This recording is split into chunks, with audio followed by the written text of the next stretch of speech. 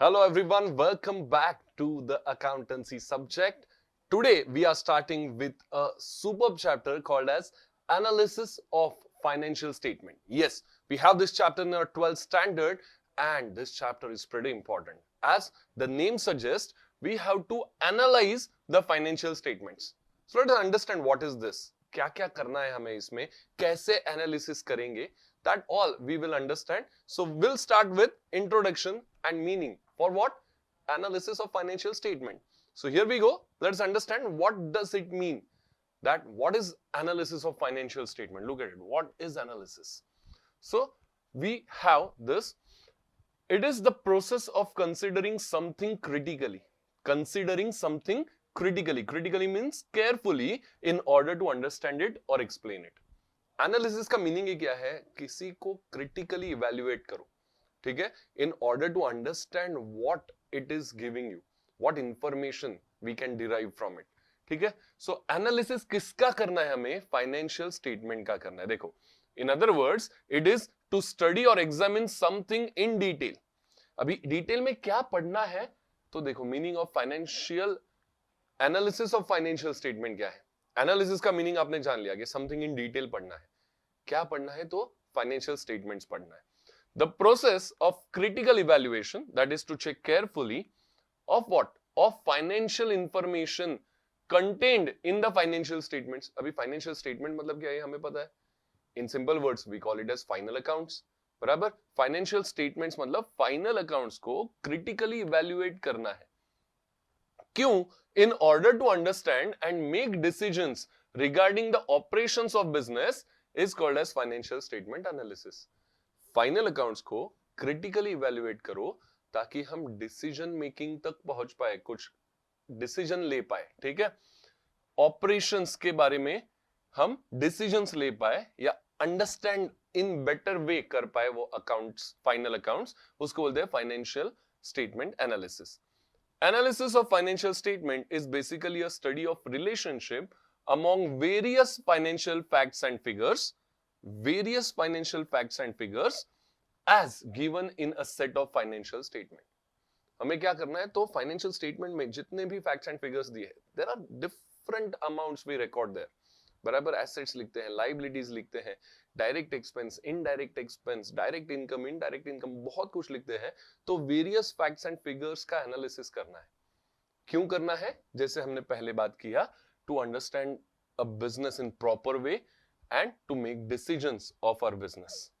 Now the term financial analysis includes both analysis and interpretation. सिर्फ analysis नहीं करना है, सिर्फ स्टडी नहीं करना है, तो उसको इंटरप्रीट भी करना है ताकि हम डिसीजन ले पाए, ठीक है. एनालिसिस तो करना ही है, स्टडी तो डिटेल में करना ही है, बट उसको एक्सप्लेन भी अच्छे से कर पाए. Interpretation is what? एक्सप्लेनेशन. उसको एक्सप्लेन भी अच्छे से कर पाएंगे तो बाकी लोग भी समझ पाएंगे कि अच्छा ये फाइनल अकाउंट्स का आउटपुट है, ठीक है. Now the term analysis refers to methodical classification of data given in financial statement. Methodical classification of data मतलब क्या? Simplification of data by following proper method. देखो, अकाउंटिंग सबके बस की बात नहीं है ना. हमने बचपन में पढ़ा था, बचपन मतलब अकाउंटिंग का बचपन, हमने ये पढ़ा था कि book keeping is science as well as art. Science क्यों? क्योंकि सर्टेन प्रिंसिपल्स फॉलो करना है. आर्ट क्यों? क्योंकि बार बार हम करते रहेंगे तो वो अच्छा बनते जाएगा, ठीक है. Book keeping. वैसे ही अकाउंटेंसी के लिए, बुक कीपिंग के लिए हमें सबके बस की तो बात नहीं है, तो हमें बाकियों को बताना पड़ेगा कि बॉस ये है इसका लॉजिकल रीजनिंग, इसके वजह से हमने ये अमाउंट्स ऐसे लिखा है, तो ये हमें बताना है इन एनालिसिस. तो एनालिसिस तो करना है, स्टडी तो हमें करना है, लेकिन वो इंटरप्रीट भी करना है. हो सकता है जो फाइनेंशियल स्टेटमेंट्स का यूजर्स है, there are different users of financial statement, वो सब कॉमर्स बैकग्राउंड से होने चाहिए, ऐसा जरूरी है क्या? नहीं. तो उनको तो नहीं पता है आपने क्या डेबिट लिखा है, क्या क्रेडिट लिखा है, उनको डेबिट क्रेडिट ही नहीं पता है. बराबर. तो we have to make them understand. इसके लिए वो इंटरप्रिटेशन जरूरी है फाइनेंशियल स्टेटमेंट्स का. चलो आगे बढ़ते हैं. N analysis of financial statement makes proper rearrangement of data contained in financial statement. अब ये इंटरप्रेट करना है तो डेटा को अच्छे से मेंटेन करना पड़ेगा, थोड़ा सा रीअरेंज कर लेंगे ताकि बाकियों को हम समझा सके ये बात. Correct. Now The term interpretation refers to explain the meaning and significance of data in simplified manner. देखो बार बार वही आ रहा है. Interpretation का मतलब क्या है कि हम simplified manner में जो भी अपने पास डेटा है वो हम बाकियों को बता पाए. Correct? आगे, interpretation of financial statement helps to gain an insight view. Insight view मतलब क्या? Deep understanding कि ये actually हुआ क्या है. ये जो अमाउंट्स हमने यहाँ पे लिखा है इसका मीनिंग क्या है, किसके बेसिस पे हमने ये अमाउंट्स लिखा है, ये सब पता चलेगा. डिटेल्ड व्यू पता चलेगा आपको. About the profitability and operational efficiency of firm to measure the financial health and future prospects. Profitability के बारे में पता चलेगा, how much profit is earn by the firm at present, and operational efficiency भी पता चलेगा, that is capability of an enterprise to deliver product और services to its customers in the most co effective manner. So ये sorry not cost effective manner. तो ये हमें पता चलेगा जब हम इंटरप्रेट करना चालू करेंगे फाइनेंशियल स्टेटमेंट्स को. नाउ कॉस्ट इफेक्टिव मैनर मतलब ही क्या, एट मोस्ट कॉम्पिटिटिव प्राइस. आगे बढ़ते हैं. Now both analysis and interpretations are complementary to each other. सिर्फ एनालिसिस करके मतलब क्या है, सिर्फ स्टडी किया क्या फायदा, हमें इंटरप्रेट भी तो करना पड़ेगा. या सिर्फ इंटरप्रेट कैसे कर पाएंगे, पहले स्टडी नहीं किया है तो. Right, so they are complementary to each other, closely connected and inter related. Complementary का देखो, आपको अकाउंटिंग तो पढ़ा रहे हैं, साथ में इंग्लिश भी पढ़ा रहे हैं, आपको कई सारे वर्ड्स का मीनिंग पता चल गया है यहाँ पे, जो शायद आपको पहले भी पता रहेगा, बट जिनको नहीं पता उनको तो समझ गया. Therefore, to make presentation of information more purposeful and meaningful, both analysis and interpretations are to be considered. मतलब हम भले ही बोल रहे हैं analysis of financial statement, तो भी interpret करना है, ये अपने दिमाग में रखना ही है हमें वो बात को. Now let's understand the objectives of it. क्या क्या objective है देख लेते हैं. Objectives of financial statement analysis या purpose of financial statement analysis. सबसे पहला क्या, Analysis of financial statement reveals important facts about managerial performance. Managerial performance कैसा रहा, ये हमें पता चलेगा statement से. What is managerial performance? Whether the performance of management is effective or not. Profit कितना हो रहा है, amount wise, ये हमें देखना ही है. लेकिन कौन से circumstances में ये profit हुआ है, just example दे रहा हूं आपको, वो हमें ज्यादा देखना है. देखो, मुझे profit हुआ 10,000, मेरे कॉम्पिटिटर को भी प्रॉफिट हुआ 10,000, लेकिन हो सकता है मेरे कॉम्पिटिटर ने 1 लाख रुपए इन्वेस्ट किया था और उसको 10,000 प्रॉफिट हो रहा है, और मैंने 5 लाख रुपए इन्वेस्ट करके मुझे 10,000 प्रॉफिट हो रहा है. सो यू हैव टू सी कि मैनेजरियल स्किल्स किसका अच्छा है.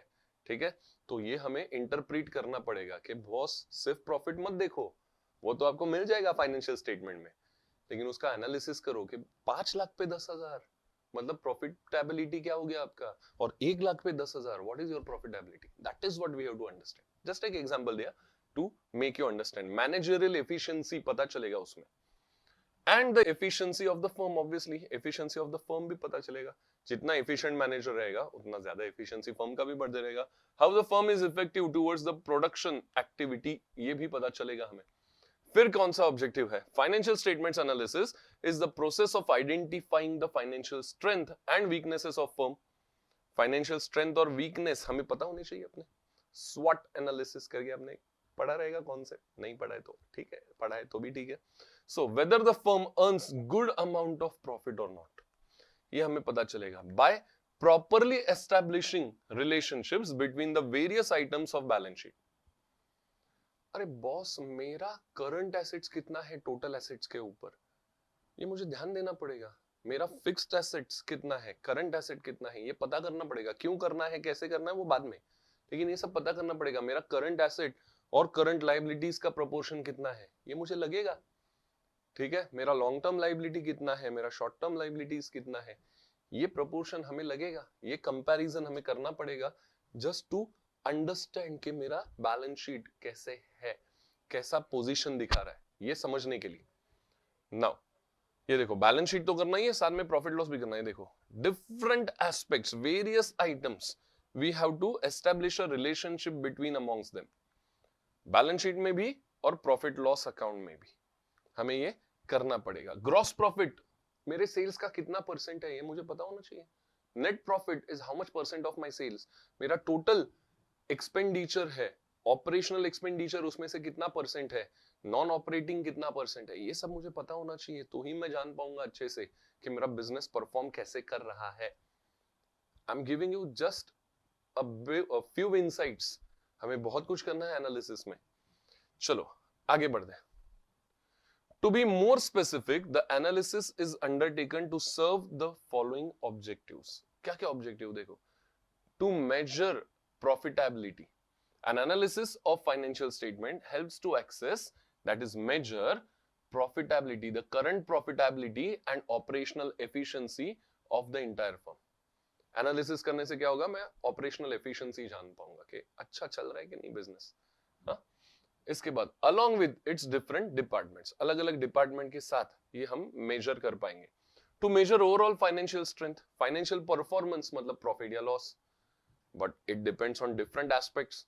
Similarly financial position, financial strength मतलब एसेट्स कितना, लायबिलिटी कितना और कैपिटल कितना, बेस्ड ऑन आवर बिजनेस ये करेक्ट है कि नहीं, ये भी हमें देखना पड़ेगा, एसेट लायबिलिटी का proportion. An analysis of financial statement provides the adequate, that is sufficient and reliable, मतलब accurate, sufficient and accurate information provide करता है regarding the source and application of finance.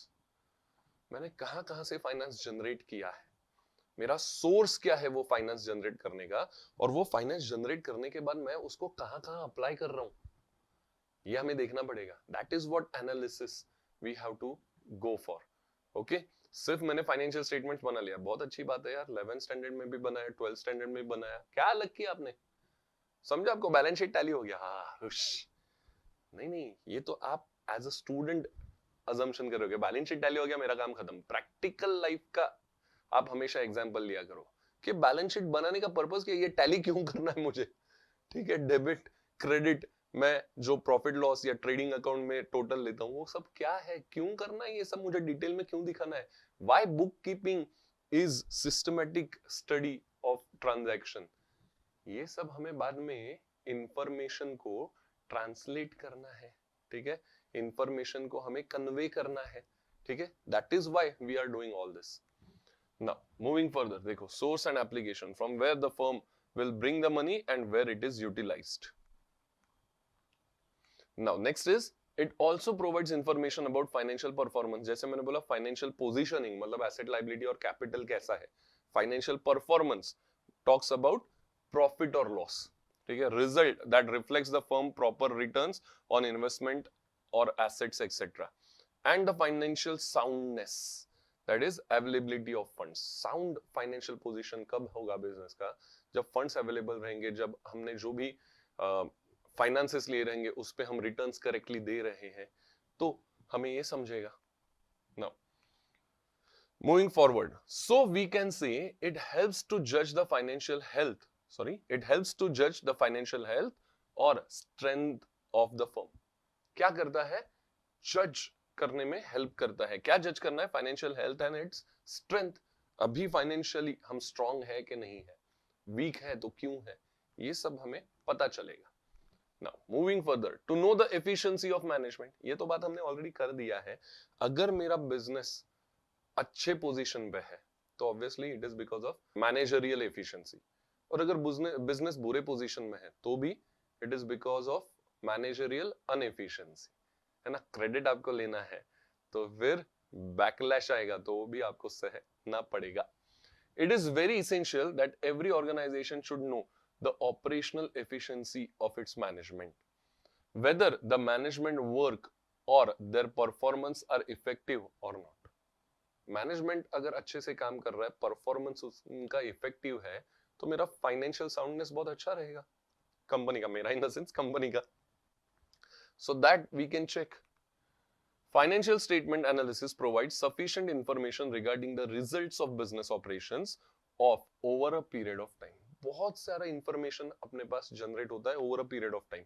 Every time if we are doing this, financial statements बना लिया, उसको analyze किया, next year वापस financial statement बना लिया, एनालाइज किया, now we have a lot of data to compare it year wise also within 1 year तो हम कंपैरिजन कर ही रहे अलग अलग items of your balance sheet and P&L account का, बट हम इंटर ईयर कंपैरिजन या इंट्रा ईयर कंपैरिजन भी कर पाएंगे। अपने पास बहुत ज्यादा डेटा जनरेट होगा धीरे धीरे।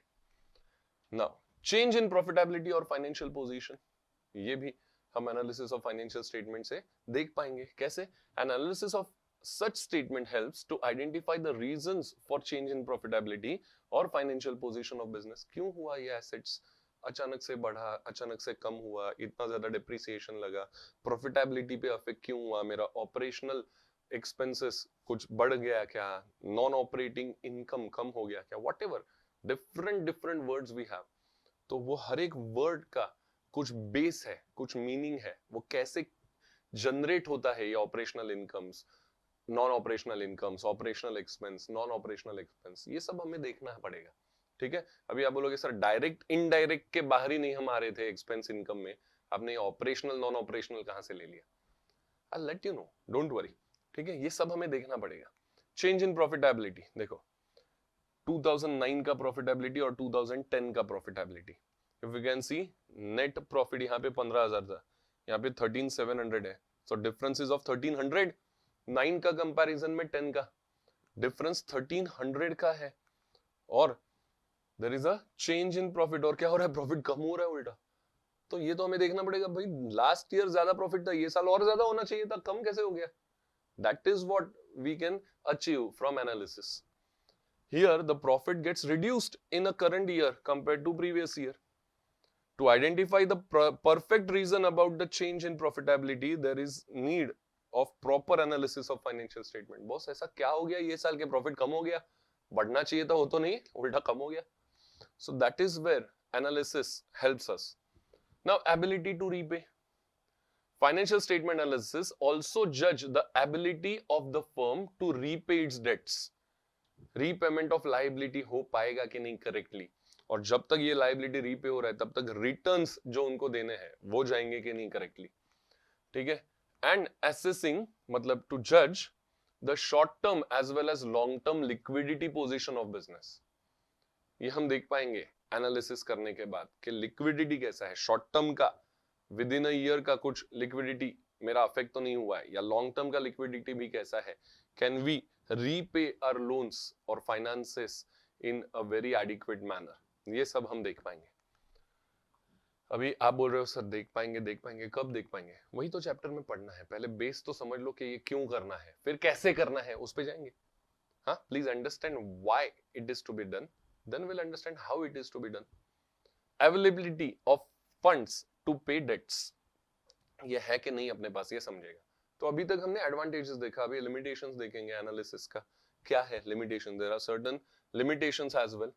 Historical information, financial statements are normally prepared on the basis of past experiences, that is previous year का फाइनेंशियल डेटा पे हम एनालिसिस करते हैं। तो हिस्टोरिकल इंफॉर्मेशन है, तब तक शायद कुछ अमाउंट्स चेंज हुआ रहेगा कुछ आइटम्स का, so the information supplied by financial statements are historical one.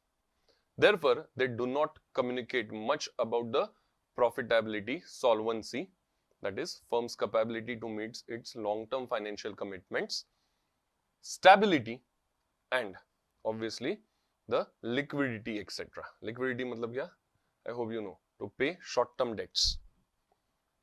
Now, of the undertakers to the user of the statement. जो users of statements है, उनको मुझे करंट पोजीशन क्या है, लेटेस्ट पोजीशन क्या है, ये बताना है। अभी ये हम कर ही रहे हिस्टोरिकल डेटा पे, प्रीवियस ईयर्स के डेटा पे, तो शायद वो फुलफिलमेंट नहीं हो पाएगा। अच्छा, hence due to this proper analysis gets disturb. दूसरा लिमिटेशन क्या है? इनकम्प्लीट इंफॉर्मेशन है। Information disclosed by the financial statements are incomplete because it fails to represent the exact profit and loss. अभी सर exact profit loss तो मिलता है हमें, but देखो कुछ अमाउंट्स ऐसे हैं जिसको हमें एस्टिमेट ही करना पड़ता है, वो एग्जैक्ट आप कैसे कैलकुलेट करोगे? For example, there is a calculation for depreciation, let us assume, या फिर there is a calculation for provision for bad and doubtful debts. ये सब एस्टिमेशंस के ऊपर है, एग्जैक्ट यू कैन नॉट से कि नहीं मैंने फर्नीचर लिया था, अभी 10,000 में से 2,000 रुपए का फर्नीचर का यूसेज मेरा हो गया, but it is just a practice to reduce the amount. तो ये किसके ऊपर डिपेंडेंट है? It completely depends on the current market situation. इसीलिए दे आर सेइंग कि it fails to represent the exact profit और लॉस. मैंने 2000 वाला पार्ट फर्नीचर का वसूल कर लिया है, अभी 8000 वाला पार्ट वसूल करना बाकी है, वो अगले और 3-4 साल में मैं करूंगा. ऐसा एग्जैक्टली मैं नहीं बोल सकता ना. 10,000 का डिप्रिसिएशन मुझे देना है through out years, but exactly कितना ये तो एस्टिमेट ही करना पड़ेगा कि बॉस आई एम अज्यूमिंग कि 5 साल चलेगा फर्नीचर जो भी है, तो मैं 2-2 हजार एवरी ईयर 10,000 में से माइनस करूंगा.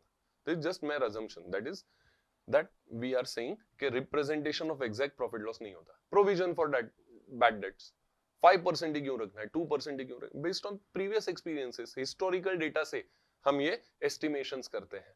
ठीक है. Then as information is incomplete, so the analysis will also be incomplete ना. Information ही complete नहीं तो analysis कैसे complete होगा? ये limitations है. Though there are certain limitations, हमें तो analysis करना है. हाँ, ये limitation सिर्फ आपको समझाने के लिए, हमें तो सर इतने limitation से तो क्यों करने का? We have to do it क्योंकि उसका advantages भी बहुत सारा है. ठीक है. So mislead the user, it may mislead the user. मतलब क्या? Lead in the wrong direction. ऐसा हो सकता है.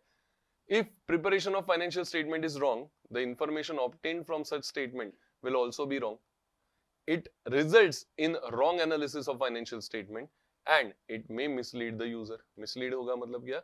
Decision ठीक से नहीं ले पाएगा user. Financial statement बना है अच्छा, correctly. That is what our first assumption is before starting the analysis ना. कि फाइनेंशियल स्टेटमेंट्स मेरा करेक्ट है. सर मेरा बैलेंस शीट टैली हो गया मतलब करेक्ट है फाइनेंशियल स्टेटमेंट. ऐसा नहीं होता. बैलेंस शीट टैली हो सकता है, वो करेक्ट टैली हुआ है क्या? डेबिट क्रेडिट तो ठीक है, आपने एक डेबिट इफेक्ट दिया, दूसरा क्रेडिट इफेक्ट दिया, तो बैलेंस शीट तो टैली होगा, लेकिन वो करेक्ट टैली है क्या? खाली बैलेंस शीट टैली हो गया इसलिए मेरा सब करेक्ट है और फिर मैं जाता हूं एनालिसिस पे, ऐसा नहीं. So that is what we are saying कि if it is wrong only, balance sheet tally हुआ है लेकिन वो रॉन्ग अमाउंट पे टैली हुआ है, तो फिर एनालिसिस भी तो रॉन्ग ही होने वाला है अगर मेरा फाइनेंशियल स्टेटमेंट्स ही करेक्टली बना नहीं है. तो just giving you example of balance sheet any how. ठीक है. Now cause misunderstanding about financial matters of business in decision making. वो करेक्ट कर ही नहीं पाएगा. जो यूजर है, जो डेटा ये देख रहा है सब, उसको डिसीजंस लेना है आगे जाके. ठीक है. फ्यूचर डिसीजंस, वो करेक्ट डिसीजंस नहीं ले पाएगा शायद. Qualitative information is ignored. Financial statements give emphasize, that is special importance to disclose only quantitative information. ठीक है. मॉनिटरी फैक्ट्स दिखाता है फाइनेंशियल स्टेटमेंट, है ना. Monetary transactions only we record, no. So and it ignores the qualitative one such as non monetary aspects, that is efficiency of management and labour competition etcetera. ये सब ignore हो जाता है क्योंकि मॉनिटरी नहीं है वो. Hence analysis of such statement will also ignore the non monetary facts. अगर फाइनेंशियल स्टेटमेंट में ही कुछ बातें इग्नोर की है तो एनालिसिस में तो अपने आप इग्नोर हो जाएंगे. इन्फ्लुएंस ऑफ पर्सनल जजमेंट क्या होगा? देखो, the preparation of financial statement and its conclusions is an influence of personal judgement. मुझे क्या समझ रहा है ये पढ़ के, उसके ऊपर मैं प्रिपेयर करूंगा एनालिसिस. ठीक है. सो इन्फ्लुएंस होगा, पर्सनल जजमेंट्स होगा शायद, derived by a person's opinion or decisions. मेरा opinion कुछ अलग है, सामने वाले का शायद कुछ अलग रहेगा. But if I am preparing analysis, I am giving my opinion, I am giving my thought, right? While preparing that analysis, okay? While analyzing those financial statements, sorry. So it will be biased, personal biased हो सकता है वो. And which leads to opportunities for manipulation while preparing financial statement. So proper analysis of such statements gets disturbed. Personal bias आ गया जहां पे, वहां पे proper analysis नहीं हो पाएगा. So there are certain limitations of financial analysis, that is financial statements analysis. Like I have told you, though there are certain limitations, but we have to prepare it because there are certain advantages. कुछ तो अच्छे भी points है जो हमें help करेंगे for future decisions. Okay, here ends our first module. We'll continue with our next module, so stay tuned.